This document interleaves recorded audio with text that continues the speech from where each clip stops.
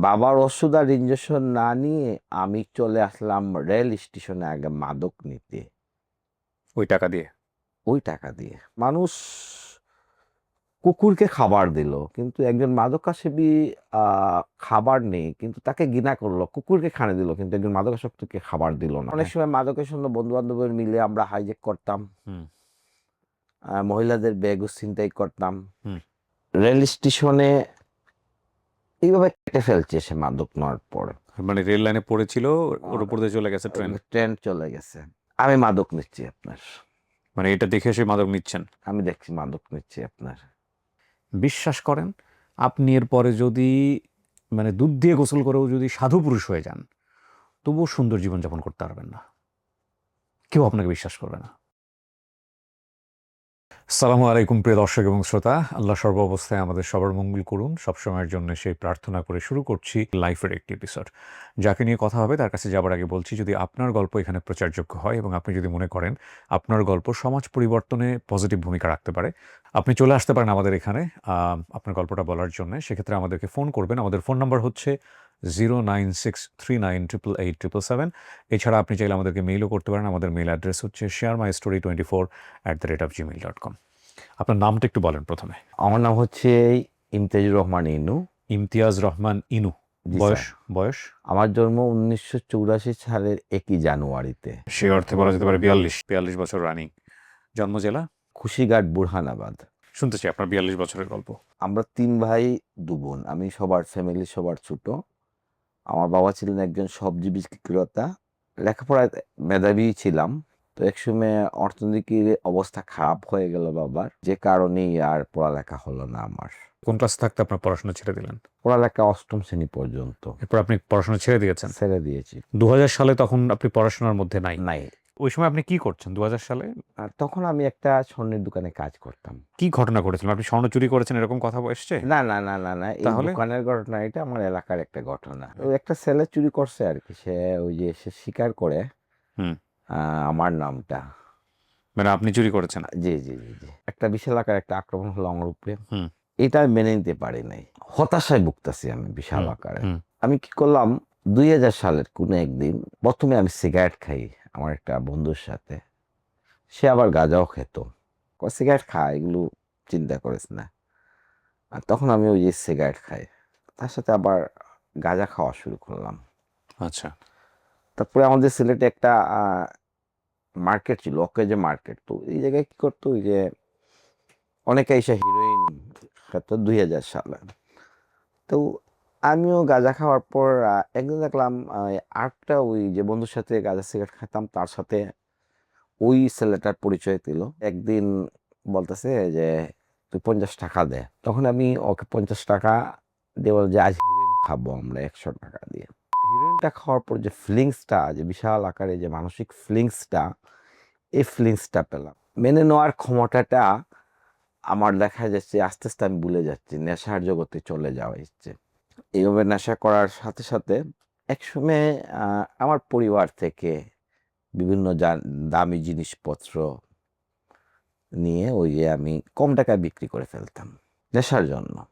বিভিন্ন অজুহাতে আত্মীয়স্বজনের কাছ থেকে নেশার টাকা নিতাম নেশা করার সময়। একসময় দেখা গেল যে সবাই জেনে ফেললো যে আমি নেশা করি। পরিবারে পুরাই অশান্তি নেমে আসলো, মানে আমাকেই নিয়ে। তখন কি আপনি কাজ করেন দোকানে? না, কাজ করে না। মানে ওই চুরির ঘটনাকে কেন্দ্র করে দোকান থেকে বের করে দিয়েছে? দোকান, এটা হচ্ছে এলাকায় ঘটনা। এলাকায় চুরির ঘটনায় আপনাকে সন্দেহ করেছে? সন্দেহ করে ওই দোকান থেকে আমাকে আউট করা হয়েছে। আচ্ছা। মানে এই দোকানে খবর আসছে আরকি। ওকে। একসময় পরিবার জেনে ফেললো। বিশাল একটা অশান্তি লেগে গেছে ফ্যামিলিতে।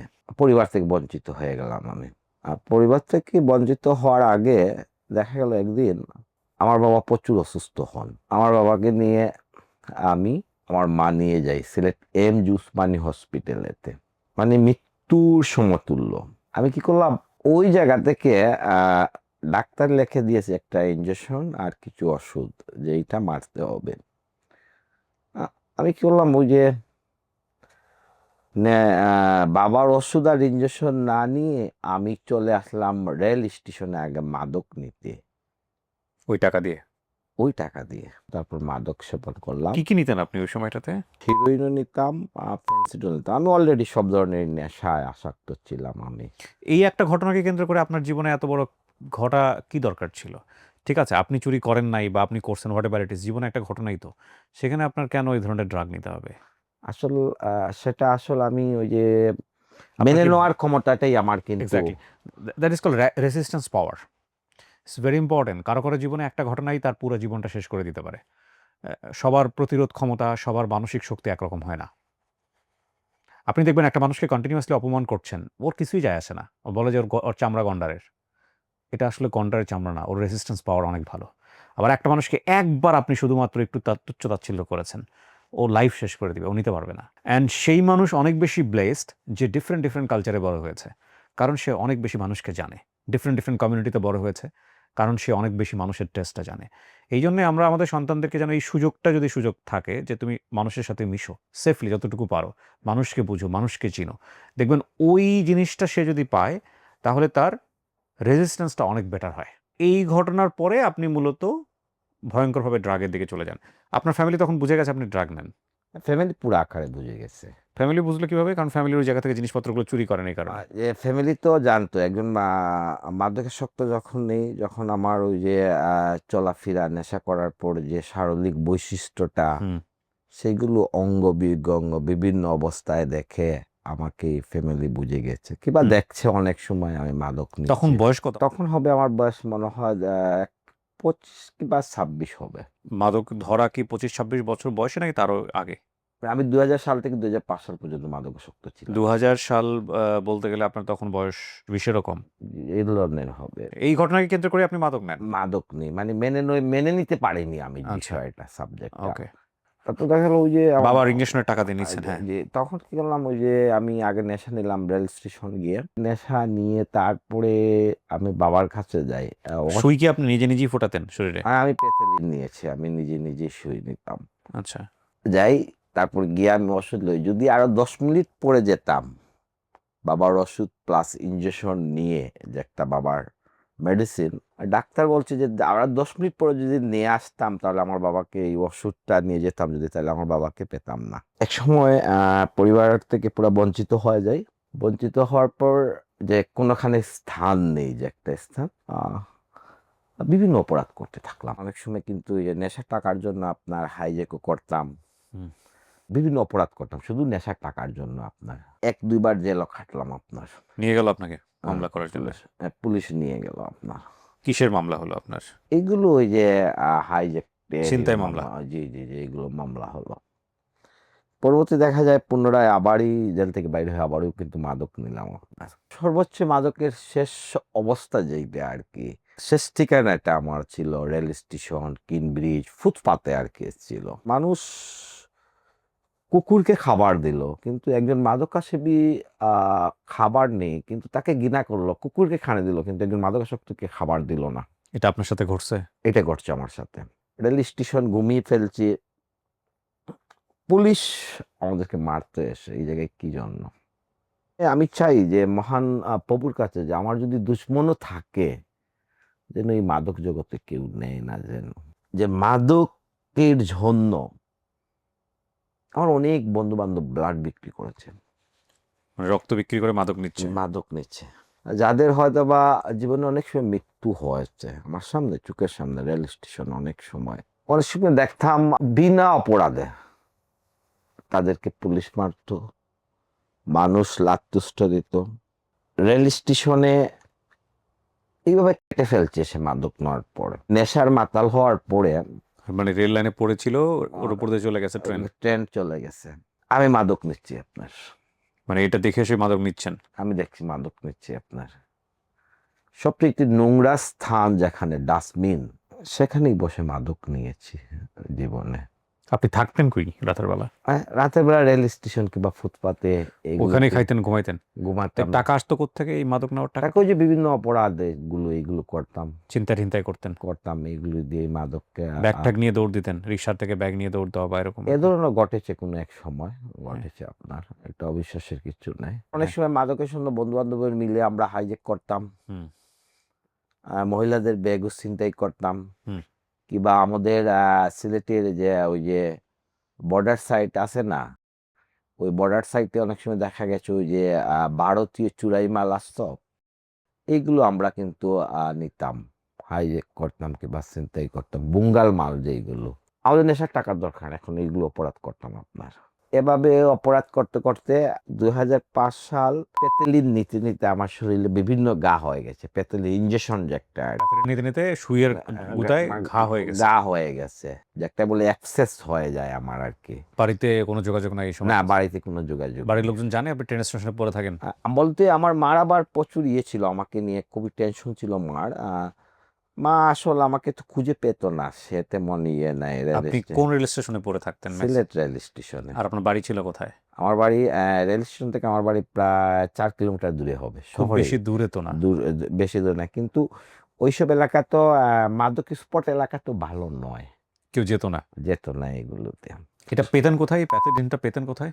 আমরা যে রেল স্টেশনে আমরা পেতাম, ওই যে ওই জায়গায় হিরোইন ওরাই বিক্রি করতো? কোন সাপ্লায়ার আছে?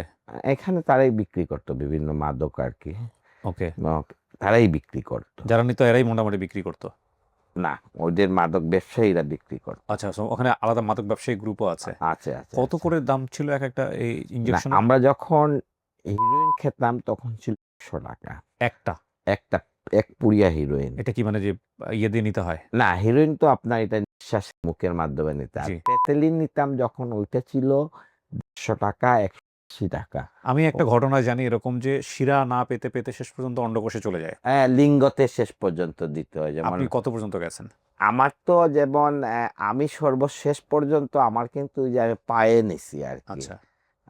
পায়ে নেওয়ার পরে যে পাও একসময় মনে হয় শেষ হয়ে লিঙ্গ নেওয়ার সময় চলে আসছিল আর কি। আমি এরকম একটা ইন্টারভিউ করেছিলাম, আপনারা যদি এইডসের এপিসোডগুলো দেখে থাকেন তাহলে উনি ওই জায়গাটাই নিত। এবং এটা হচ্ছে এমন একটা মেডিসিন যেটা আসলে কোনো একটা ভেইনের সাথে সম্পর্কিত, যে আলটিমেটলি ওই শিরাতে দিলে টাং করে মাথায় গিয়ে লাগে বা কিছু একটা এরকম হবে আর কি। যাই হোক, আপনি ভালো বলতে পারবেন। হ্যাঁ, হ্যাঁ, ওইটা হচ্ছে যে শিরার মাধ্যমে নিতাম, ইঞ্জেকশনের মাধ্যমে। এইটা নেওয়ার পরে দেখা যেত যে যখন নিতাম না তখন কিন্তু বিশাল অসুস্থতা শরীরে বুক করতো। আমরা শারীরিক যে ক্ষতি, মাথায় ব্যথা, চুকে দিয়ে পানি, সর্দি, জ্বর। আর যখন আমরা ওই ইঞ্জেকশনের মাধ্যমে যখন নিতাম শিরাতে, তখন দেখা গেল যে আমরা সুস্থ হলাম আপনার। ফিলটা কি হয়, অনুভূতিটা কি হয়? একটা ফিলিংসটা আর কি, যেটা মনের অনুভূতিটা, যে একটা যে আপনি নীরবতা, যে একটা আনন্দ উপভোগ করা, ভিতরে ভিতরে মনে হচ্ছে আনন্দ হতো? আনন্দ মনে হচ্ছে। কতক্ষণ থাকতো এটা? এটা ধরেন মাদক নিলে নেশাটাই প্রত্যেকই মানুষের, এইটা 12 ঘন্টা থাকে যে কোনো মানুষের। সারাদিনে একটাই দিলে কিন্তু তার দিন যায়। আর কেউ আছে, মনে আছে সে তার 3টাও নিচ্ছে সে দিনে? দিনে কেউ আছে, কিন্তু তার চাহিদার উপরে এটা নির্ভর। ওই সময় জীবন নিয়ে কোনো চিন্তা থাকে না যে আপনি এগুলো করতেছেন, আপনি তো বুঝেন যে না এটা খারাপ কাজ? না, তখন তো নিজের ভুলটাই নিজে বুঝতাম না, শুদ্ধ বুঝতাম না। যে আমি বুঝতাম যে এইটাই আমার প্রিয়, এইটাই আমার সাথী, এইটাই আমার কিন্তু সঙ্গী। এটা করলে যে জীবন শেষ হয়ে যাবে, এটা করলে যে ভয়ঙ্কর মৃত্যুর দিকে যেতে হচ্ছে, যে কোনো সময় যে এই যে কুকুর বিড়ালের মতো রাস্তা মনে পড়ে থাকতে হবে, এগুলো মাথায় কাজ করতো না?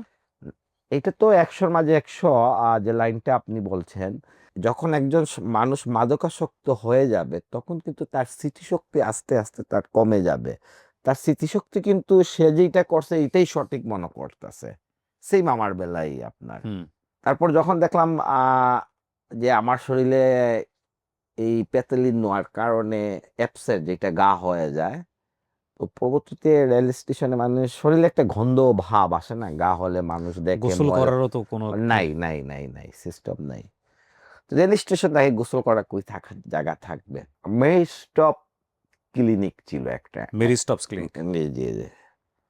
আর তাদের কাজ ছিল ওই যে ড্রাগ ইউজার যারা আমার মতো নেশা করে, তাদেরকে এইচআইভি এইডস প্রতিরোধ করার জন্য তারা সিরিঞ্জ দিত, নতুন সিরিঞ্জ দিত, যে তারা বলতো যে এই আপনি যখন পেনিসিলিন নিবেন তখন এটা শেয়ার করা যাবে না। একবারই নিজের মতো করে নিয়ে নিয়েন। হ্যাঁ, একবার নিজে নিবেন, আপনি একই সিরিঞ্জ দিয়ে একজন নিবেন, দ্বিতীয় জন নিবেন না। নতুন সিরিঞ্জ দিত। তো আমরা যে এইচআইভি এইডসটা তো ওই সুইসের শেয়ারিং এর মাধ্যমে হয়। তো সে বলল যে আপনারা কাউন্সিলিং করতে, আমরা তো ড্রাগ এডিকশন ভালো বাদ এগুলো কি বুঝবো, আবার সে কি বলতেছে না, পরে নেশায় মাতাল হয়ে হুম। পড়ে আছি রেল স্টেশনে। প্রথমে তারা গেল, আমরা এত ইয়ে করিনি, তাদেরকে এলাও করিনি যে এটা পরে তারা এইভাবে কদিন জালো বুঝালো। আমরা আবার বন্ধু বান্ধব বাক্কা ছিলাম 7-8টা। তো বুঝানোর পরে তারা আমাকে সিরিজ দিল। তখন ওদের ডপিং সেন্টার ছিল উপশহরে, কি সেন্টার? ডপিং সেন্টার সেবামূলক আচ্ছা প্রতিষ্ঠান, আচ্ছা মানে আচ্ছা। যারা ইউজার নেশাগ্রস্ত যারা, তারা এই জায়গায় গেলে গোসল করতে পারবে, ক্যারাম বোর্ড খেলতে পারবে, ডাক্তার দেখাতে পারবে। সকাল 10টা থেকে 4টা ছিল। তখন অনেক বলার পর আমার যারা বন্ধু বান্ধব ছিল ওরা বলতো, দূর, ওরা বলতাছে ওরা নিয়ে তো আবার কি ইঞ্জেকশন দিবে, দিয়া কিডনিও রেখে ফেলবে আরো, মানে একটা বিতু সৃষ্টি হয়ে গেল মনেতে। তখন একদিন কি করলো, ওই আমরা 5টা বন্ধু ছিলাম, এত বললাম যে ওরা তো প্রতিদিনই বলে, তো একদিন দেখি কি গিয়ে। আহ, তাদের ছিল ওই দিন ছিল আবার ডাক্তার সেশন ছিল মঙ্গলবার, মানে ওই দিন একজন বড় ডাক্তার যায়, গেলে ওই যে ওই ইউজার যারা তাদেরকে ডাক্তারে দেখেন। তো ওরা খুব বুঝিয়ে টুজিয়ে আমাদেরকে নিয়ে গেল। গেলাম, গিয়ে ওই জায়গায় তাদের বাথরুমে আমি গোসল করলাম। একটা ব্যাগ ছিল সাথে, ওই ব্যাগে আমার ওই যে লঙ্গি প্যান্ট শার্ট এগুলো থাকতো আর কি, পলিথিনের ব্যাগ ছিল। গোসল পরানোর পর তাদের আবার ওই যে কাউন্সিলিং করতো, তারা কাউন্সেলিং, জি। কাউন্সিলিং করার পর তারপর ডাক্তার দেখতো। তো যাওয়ার পর ডাক্তার দেখলো আমাকে, দেখার পর ওই যে আমার যে অ্যাবসেস ঘা ক্ষত ছিল, ডাক্তার দেখে আমাকে ব্যান্ডেজ করলেন, মানে পালিশমেন্ট দিলেন, হুম ব্যান্ডেজ করে ইয়েও করার পর আমাকে ওষুধ দিলেন। হুম ওষুধ দিয়ে বললেন, ডাক্তার বউ আমাকে বুঝালেন যে দেখো, তোমার বাড়ি শহরে, তোমার তো শেষ অবস্থা, এই যে অ্যাবসেস ঘা, তোমার তো আর খুবই কঠিন তোমার সময় আসছে, হুম। তুমি এটা ছাড়ার ব্যবস্থা করো। তো ওই দিন আমার উনির কাউন্সিলিংটা খুবই ভালো লাগে আমার। আচ্ছা। ভালো লাগার পর তখন আবার উনির কাছ থেকে ওষুধ নিয়ে 4টা পরে আবার রেল স্টেশনে চলে যাই। হুম এভাবে দেখলাম যে আমরা 4-5টা বন্ধু আস্তে আস্তে তাদের ওই যে দেখলাম এই জায়গায় গোসল করা যায়, ঘুমানো যায়, রেস্ট করা যায়, ক্যারাম বোর্ড খেলা যায়। তো হুম একদিন কি করলাম, এবার সুস্থ গোসল করে ঠিক মতো ইয়ে করে আহ বাড়িতে গেলাম, আমার বাড়িতে অনেক হুম। দিন পরে বাড়িতে গেলাম। তো যাওয়ার পর সবাই সুন্দর চোখে দেখে। তো ওরা আবার বুঝায় আমাকে যে তুমি যদি আমাদের ওই জায়গায় 1 মাস আসা যাওয়া করো, তা আমাদের রাজশাহী একটা মাদক নিরাময় পুনর্বাসন আছে, আপস, এই জায়গায় তুমি যদি যাও তোমাকে আমরা 1 মাসে সুস্থ করে আনবো, তাহলে তোমার গার্জিয়ান নিয়ে যেতে হবে। হুম। আমি বললাম যে আমার তো বাড়িঘর ছাড়া আমার ফ্যামিলিতে আমাকে জায়গা দেয় না, মা আছে বাবা আছে, ওরা তো এত কিছু ইয়ে করে না। তো তারা আমাকে বললো যে না, তোমার গার্জিয়ান লাগবে তোমাকে। এখন আমার ফেক আসছে না কেন, অনেকবার ওদেরকে দেখাইছি ওই যে 1 মাস ভালো থাকি আবার নেশা করি, আবার ভালো করি আবার নেশা করি, ওরা কি সন্দেহ করবে। তখন কি করলাম, ওই যে ওইভাবে 5-6 দিন বাড়িতে গেলাম, গিয়ে ওই যে ওষুধ খাই, ওই যে হুম। অ্যাবসেসের রোগের আমার ক্ষত গার জন্য ওষুধ দিছে ডাক্তার এইটার। তো একদম আমার মা বললেন, তুমি এগুলো কিসের ওষুধ খাও? তখন বললাম যে মেইস্টপ নামে একটা ক্লিনিক আছে, ওই জায়গায় তারা বলছে যে তাদের ওই জায়গায় আসা যাওয়া করলে 1 মাস তারা তাদের খরচ দিয়ে আমাকে রাজশাহী একটা আপোষ ট্রিটমেন্টে পাঠাবে, পুনর্বাসনে, রিহেব পুনর্বাসনে। জি। তো আমার মা এগুলো বললেন, মা বললেন যে তুমি তো অনেকবার ভালো আবার নষ্ট, এগুলো বললে কোনো লাভ নেই। তো একদিন মা কি করলেন, ওই যে আমি সাথে গেলেন একদিন, আচ্ছা। যার পর ওই জায়গায় তারা কাউন্সিলিং করলেন, বললেন তো ও তো বাক্কা 10-15 দিন থেকে আমাদের এই জায়গায় আসে, হুম। তে আমাদের সামনের মাসের 1 তারিখ ওই যে রাজশাহী আপোষ পুনর্বাসনে পাঠাবো, সে যদি যায় আপনি নিয়ে যান, যদি আচ্ছা। ভালো হবে। তখন দেখা গেল আহ গেল এইভাবে। এখন আমার যে বন্ধু বান্ধব ছিল যারা নেশা করতো, যারা, তারা বললো দেখ, তোর সিলেট থেকে রাজশাহী নিয়ে যাবে, ওই জায়গায় নিয়ে তোরে কি করবে জানোস, তোর কিডনি গুর্দে এগুলো সব রাইখা দিবে। ভয় দেখাইছে। ভয়, মানে বিশাল আকারে একটা মনে ভয় দেখালো আমাকে। আমি এখন পিছন দিকে নেমে গেলাম, না আমি যাব না আপনার। তারপর আমার মা বুঝালেন, না ওরা তো যেভাবে ইয়ে করতেছে, তুমি যাও, ওদের কথা শোনো, আমি নিয়ে যাব তোমাকে রাজশাহী আপোসে। বিশ্ব এইডস দিবস ছিল ডিসেম্বরের 1 তারিখ, আমার মনে আছে। তখন মা নিয়ে গেলেন। মা আবার কখনো সিলেটের বাড়া যাননি কখনো, কিন্তু আমাকে নিয়ে গেলেন ওই জায়গায়। আমি ট্রিটমেন্ট করলাম 1 মাসে। মহান প্রভুর দয়াময় আমি সুস্থ হই। আমার পরে আরো 3 দিন পরে একটা ছেলে গেছে আমার সাথে, সে আবার সারা পেয়ে আবার মাদকেই চলে গেল। রেল লাইনে পড়ে সেও মারা গেছে এই ছেলেটা। তারপর সুস্থ হয়ে আসি আমি বাড়িতে। আসার পর অনেকেই বলতো যে ও তো কয়েকদিনের জন্য ভালো হয়েছে, আবার বাদ হয়ে হবে, এটা কয়েকদিনের জন্য একটা বেশ ধরছে, অনেকেই বলতো। দুই ধরনের লোককে সোসাইটিতে বিশ্বাস করতে চায় না। একটা হচ্ছে যে যারা ড্রাগ নেন তারা ভালো হলেও মানুষজন অ্যাকসেপ্ট করতে চায় না, এটা একটা বড় বিষয়। আরেকটা হচ্ছে যে যারা জুয়া খেলেন, এদেরকেও মানুষ বিশ্বাস করতে চায় না। জুয়া থেকে ফিরলেও যে সে আবার জুয়ায় যাবে না, এটাতে মানুষ বিশ্বাস করতে চায় না। এটার পেছনে কারণও আছে, কারণ ব্যাক করলেও আসলে অনেকে ব্যাক করতে পারেন না, ঘুরে ফিরে আবার ওখানেই যান। সে কারণে অনেকে বিশ্বাস করে না। আপনি কি শারীরিকভাবে এখন সুস্থ? আমি সুস্থ এখন। পরবর্তীতে দেখা গেল যে আমি 2 মাস সুস্থ রয়েছি। তারপর এখন অনেক জায়গায় কাজ টুকাই, কিন্তু অনেকে কাজ টোকান আপনি? মানে মানে কাজের জন্য আর ও, কি কাজ আমি টোকান মানে কাজ খুঁজছেন? জি কাজ চুকাচ্ছি, চাকরি আর কি জি জি চুকাচ্ছে। জি। তখন অনেকেই ভাবতো যে "ধুর, এটা মাদকাসক্ত, আরো আমার কিছু নিয়ে যাবে, এটা করবে সেইটা করবে, কাজ দিবে না কেউ? কাজ দিচ্ছে না কেউ"। এবার 2 মাস 3 মাস গেল, ওই মেস্টপ ক্লিনিক আবার আমাকে বলল তাদের ওই জায়গায় যাওয়ার জন্য। এই কথাটা বলে রাখি, জীবনে 3টা জিনিস খুব ডেঞ্জারাস। প্রথমত জেলে যাওয়া খুব ডেঞ্জারাস। জেলে আপনি যদি অন্যায় না করেও যান, এটা পারিবারিকভাবেই একটা সিল মারা হয়ে যায় সামাজিকভাবে যে আপনি জেলে গেছেন। কি হয়েছে, কেন হয়েছে সেটা মানুষজন জাজ করবে না। এর চেয়েও ভয়ানকতম ডেঞ্জারাস হচ্ছে ড্রাগ এবং জুয়া। কারণ ড্রাগ এবং জুয়াতে যদি একবার সিল পড়ে যে ও তো জুয়া খেলে, সমাজের মানুষ যদি জানে, কিংবা যদি জানে যে ও তো ড্রাগ নেয়, সমাজের মানুষ যদি জানে, বিশ্বাস করেন আপনি এরপরে যদি মানে দুধ দিয়ে গোসল করেও যদি সাধু পুরুষ হয়ে যান, তবুও সুন্দর জীবনযাপন করতে পারবেন না। কেউ আপনাকে বিশ্বাস করবে না। এই কথাটা এই কারণেই বললাম যে এই রাস্তায় সিল মারা হওয়ার আগে সতর্ক হয়ে যাওয়াটা বেটার। এবং এটার একটা খুব নেগেটিভ দিকও আছে। যখন এই রাস্তায় মানুষ চলে যাওয়ার পরে দেখে যে আমাকে তো আর সোসাইটি ভালো হলেও রিসিভ করতেছে না, এবং আমার আসলে সোসাইটিতে ভালো জিনিস দেওয়ারও সুযোগ আর নাই, তখন ও কিন্তু আর নিজের জীবনের পরোয়া করে না। তখন কিন্তু ওর মান সম্মানের পরোয়া করে না। তখন ও আইদার শুধু আল্লাহর জন্যে অসাধারণ মানুষ হয়ে যায়, অথবা সে বিস্ট হয়ে যায়, শয়তান হয়ে যায়। এবং সেটা কিন্তু সমাজের জন্য খুব ভয়ঙ্কর রকমের ক্ষতিকর, খুবই ক্ষতিকর, কারণ ওর কোনো পিছু টান থাকে না তখন। সুতরাং এই যে আমরা মানুষজনকে কিভাবে দেখছি না দেখছি, সেটা আসলে শুধু তাকে দেখে না, সেটার ইফেক্ট ঘুরে ফিরে আপনার কাছেই আসবে। এই জন্যই আমরা ছোটবেলায় পড়েছি মানুষ সামাজিক জীব। অর্থাৎ আপনি যা করেন, পরোক্ষ প্রত্যক্ষ যা করেন, সেটার ইফেক্ট আপনি হবেন, যে কোনোভাবে হোক হবেন। আজকের গল্পটা একটু অন্য জায়গায় অন্যরকম, মানে কিন্তু এই প্রাসঙ্গিক বিষয়গুলো চলে আসবে ডেফিনেটলি। জি, আপনাকে কেউ বিশ্বাস করছিল না, তারপর? পরবর্তীতে দেখা গেল যে ওই মেস্টপ যেখানে আমি গিয়ে ভালো হয়েছিলাম, সুস্থ হয়েছিলাম, তো ওরা বললো যে তাদের অফিসে যাওয়ার জন্য। তখন আমার মা কিংবা মেনে নিতে পারতেছেন না, বলতেছেন না ওই জায়গায় আবার তোমার তো যাদের সাথে নেশা করছো তারা ওই জায়গায় আসবে, তুমি আবার চলে যাবে। হুম। মানে যে একটা আর কি ব্যাড বাউন্ডারি, হাই রিস্ক যেটা বলে। তো এইভাবে 3 মাস চলে গেল, কাজ টুকাই, চাকরি টুকাই পাই না। একসময় মানে অতি কষ্ট লাগতো যে মানুষ দাম দিচ্ছে না একজন ইউজার, নেশাগ্রস্ত ব্যক্তি হিসাবে। আমি যে আত্মহত্যা করার চিন্তা ভাবনা করলাম একসময়। মানে সুইসাইড করবেন? সমাজ যেহেতু আমাকে দাম দিচ্ছে না, আমি সুসাইড করার চিন্তা ভাবনা করলাম।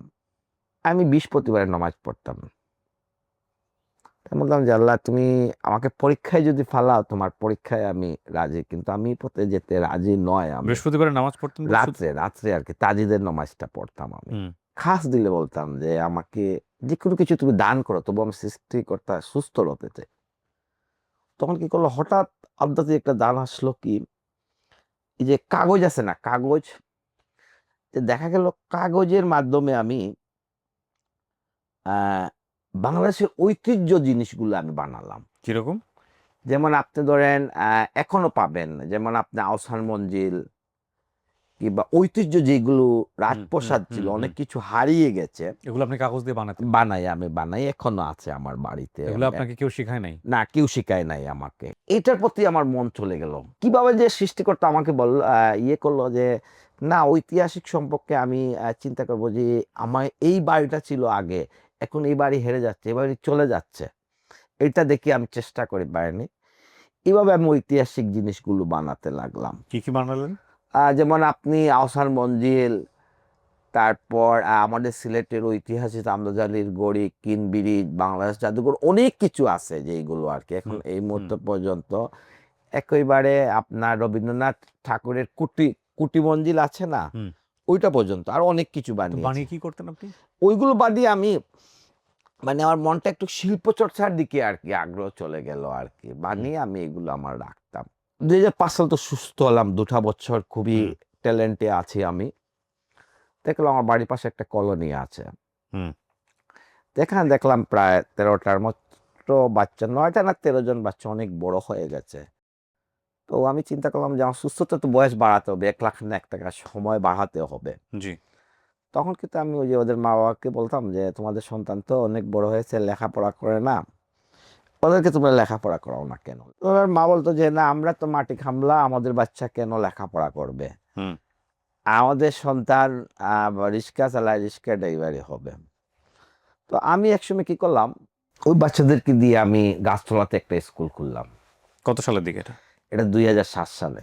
ওকে। তখন দেখলাম যে না, আমার এখন 7 সাল পর্যন্ত হুম, সুস্থতার বয়সটা বেড়ে ফেলছে, এখন কিন্তু আমি মেনে নিতে পারি। তখন এইভাবে ওদেরকে দিয়ে আমি ক্লাস করতাম প্রত্যেক দিন। ওই যে 4টা থেকে 5টা 1 ঘন্টা, পাশাপাশি আমি শিল্পী চর্চা করতাম। হুম। ওই সুস্থতার পাশাপাশি আমি কেয়ার বাংলাদেশ এনজিও আছে, জি।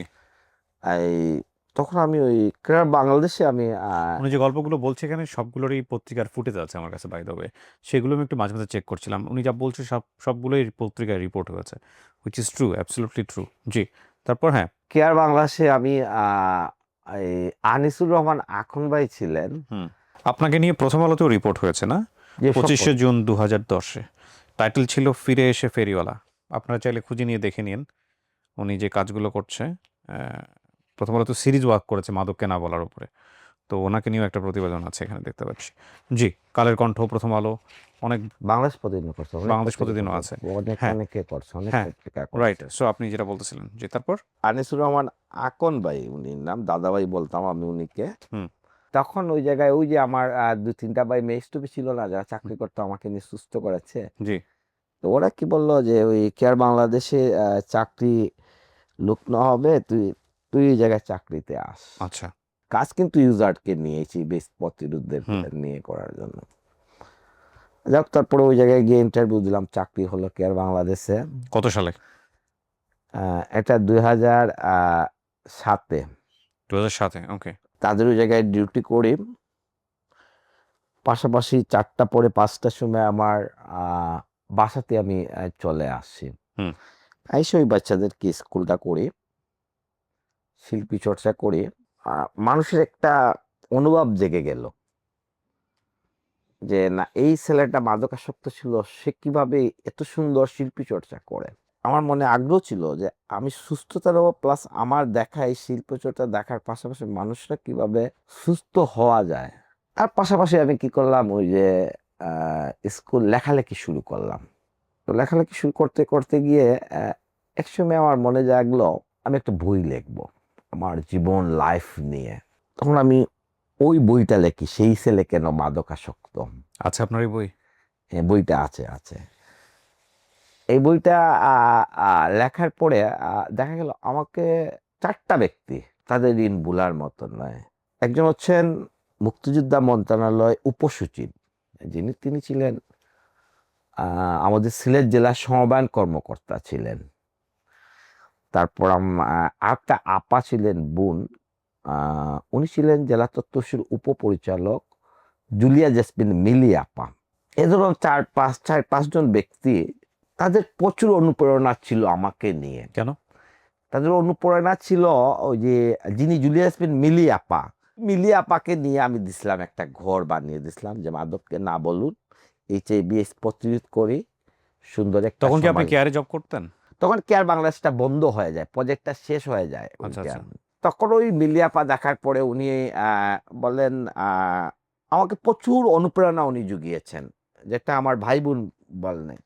তো তাদের আবার ওই যে ইউএনডিপি মিলে আবার জেলা তথ্য অফিস মিলে তারা বিভিন্ন দিবস, যেমন এক মেলা করতো, সচেতনতা মেলা করতো এইসের উপরে, নারী নির্যাতনের উপর, মাদকের উপরে, জনসংখ্যার উপরে। আপনি যখন মাদক নিলেন এবং এরপরে মাদক থেকে ফিরে আসলেন, তখনও তো বিয়ে-শাদী করেন নাই আপনি। না, তখনই বিয়ে শাদী করেন। বিয়ে হলো কবে আপনার? আমি বিয়ে করেছি সুস্থ হওয়ার পর 2018 সালের ভালোবাসা দিবসে আমি বিয়ে করি আপনার। আচ্ছা, আপনার ওয়াইফ কি জানতো আপনার জীবন সম্পর্কে এর আগে? বলতে আমার ওয়াইফ বলতে আমার বাড়ি থেকে ধরেন 10 মিনিটের রাস্তা, অবশ্যই পরপর খবর শুনছে। তারপরে সে রাজি হয়েছে আপনাকে বিয়ে করতে, নাকি এখানেও কোনো না, সমস্যা হয়েছিল? না, এখানে কোনো সমস্যা হয়েছে বলতে তাকে পাওয়াটা হচ্ছে, আমি আবার ইউকেন পারিবারিক নির্যাতন জুট আছে, কালেক্ট মেম্বার ওইটার আমি। হুম। তো দেখা গেছে ওর বোনকে নিয়ে একটা সমস্যা হয়েছে।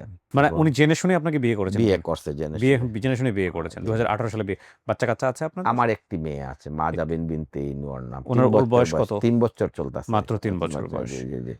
তো এই মাদক নেওয়ার পরে আপনার শারীরিকভাবে কোনো ক্ষতি হয় নাই? পার্মানেন্টলি কোনো ক্ষতি বা ড্যামেজ? মানুষের যে মাদক ছাড়ার 2 বছর পর্যন্ত এটা তার সমস্যা, বিভিন্ন সমস্যা দেখা দেয় এইগুলো। যেইটা মেনে না নেওয়ার কারণে আবার কিন্তু মানুষ ড্রাগ নেয়।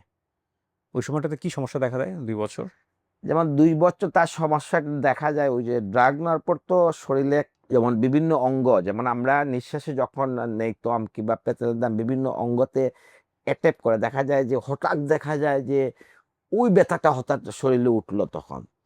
তখন কিন্তু সে ওই যে ভুল ধারণা যেইটা আরকি, যে না আমি তো মনে হয় এইটা নিলে মনে হয় আমি এই ব্যথাটা কমে যাবে।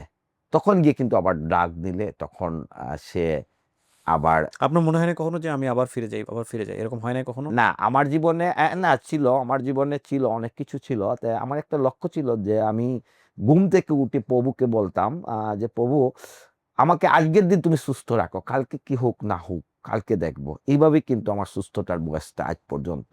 উনি অনেক সমাজসেবামূলক কাজ করেছেন, যেগুলো পত্র-পত্রিকায় এসছে। উনার কথা বলার ধরনের জায়গা থেকে যেগুলো স্পষ্ট হয় নাই।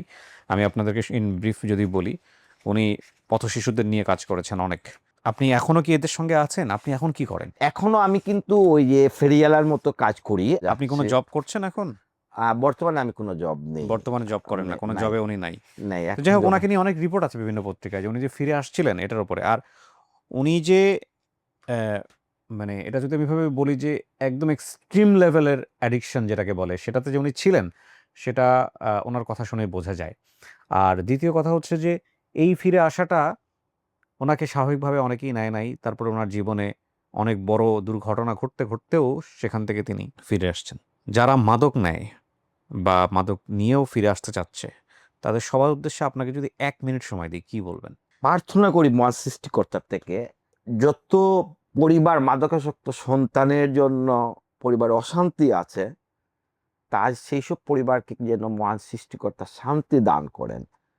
এবং যারা মাদক নিচ্ছে তাদের উদ্দেশ্যে কথা এইটাই আমার, যে তোমরা দেখো, আমি কিন্তু আমার জীবনে সর্বশেষ অবস্থায় কিন্তু আমি জাতীয় পর্যায়ে কিন্তু পুরস্কার পেয়েছি আপনার। কি পুরস্কার পেয়েছেন? আমি রাষ্ট্রপতি সেবা পদক পেয়েছি। কেন পেয়েছেন? এটা সেবার উপরে আমি কাজ করায়।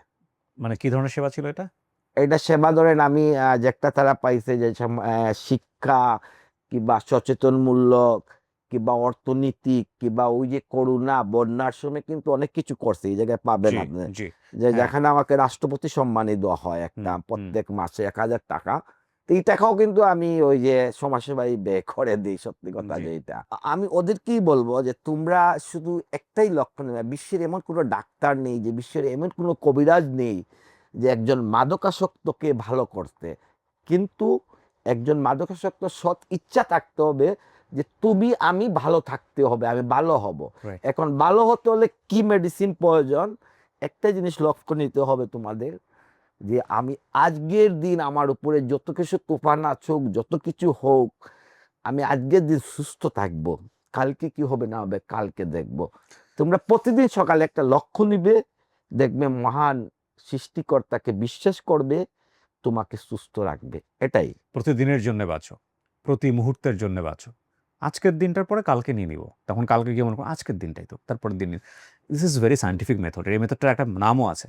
এই জায়গায় যদি তারা যদি প্রত্যেক দিন যে আজকে আমি লক্ষণ যে সুস্থ থাকবো, সেম কাল সকালে একটি লক্ষণ হোক, এভাবে কিন্তু সুস্থতা বেড়ে যাবে। একটা ছোট্ট গল্প বলে আজকের অনুষ্ঠানটা শেষ করছি। আল্লাহ আমাদের এই বিপদ থেকে হেফাজত করুক। মানুষের জীবনে মানুষ কখনোই আনন্দে ড্রাগসের কাছে যায় না। একটা বড় দুর্ঘটনা ঘটে, কিংবা মানে ফ্রেন্স নিচ্ছে সঙ্গদোষে, অবচেতন মনেই সেখানে সে চলে যায়, এবং যাওয়ার পরে জীবনটা ভয়াবহ হয়ে যায়। শুধু কি তার জীবন ভয়াবহ হয়? না, সবচেয়ে বড় ভয়াবহ জীবনযাপন করে তার সবচেয়ে কাছের মানুষরা। আমি এমনও ঘটনা জানি, শিক্ষকের সন্তান, সেই সন্তান ড্রাগ অ্যাডিক্টেড, রেগুলার শিক্ষকের গায়ে হাত তোলে, একটা পর্যায়ে সেই সন্তান সুইসাইড করেছে। আর এই ড্রাগস কিন্তু প্যাথেরিন পর্যন্ত থেমে নাই। এই ড্রাগস এখন অনেক মডিফাইড, অনেক মডিফাইড, ডিফারেন্ট ডিফারেন্ট টাইপের ড্রাগস। এবং আপনি চিন্তাও করতে পারবেন না যে সমাজের কোন শ্রেণী পর্যন্ত এগুলো বিস্তার। সো বাঁচতে হলে আমাদের প্রত্যেকের জীবনেই কষ্ট আছে, প্রত্যেকের জীবনেই ভয়ঙ্কর রকমভাবে কষ্ট আছে, দুঃখ আছে, যা সহ্য করা যায় না সেরকম বেদনা আছে। কিন্তু সেই বেদনা লাঘব করার জন্য সাময়িকভাবে যদি আপনি এই জমের কাছে যান, then you are selling your life. সারা জীবনের জন্য আপনি তার দাস হয়ে যাবেন, এবং এরপরে যা ঘটবে তা শুধু আপনার জীবন না, আপনার পুরো পরিবারকে শেষ করে দেবে। So please stop your self. এবং আমি জানি আমার এই ক্ষুদ্র কথায় হয়তো বা কেউ থেমে যাবেন আজকের অনুষ্ঠান দেখে। খুব ভালো করে যে উপস্থাপন হয়েছে তা আমি বলবো না, বাট উনি যতটুকু পেরেছেন, উনি একটা মেসেজ আপনাদের কাছে ক্যারি করার চেষ্টা করেছেন, ততটুকুর জন্যই আমি ওনাকে ধন্যবাদ দিব। এবং একই সাথে আমিও বলতে চাই, যদি এরকম কেউ ফুললি রিকভার করে থাকেন, যদি বলতে চান, আপনার এই গল্পগুলো কাইন্ড অফ সাদাকা, এবং আপনি মনে করতে পারেন যে ওকে ফাইন, আমি এই গল্পটা বললাম, আমার দ্বারা 10 জন লোক ইন্সপায়ার হয়ে এখান থেকে ফিরে আসবে, আপনি আসুন আমাদের কাছে, আমরা আপনার গল্প প্রচার করতে চাই। কারণ এটাও একটা বিশাল ভিক্টরি জীবনের। ঠিক আছে? মনুষ্য জীবন যতক্ষণ পর্যন্ত শ্বাস আছে ততক্ষণ পর্যন্ত আশ আছে। এই আশটুকু ভালোর জন্য হোক, সেই শুভকামনায় আমরা আজকের মতো এখানে শেষ করছি। আসসালামু আলাইকুম।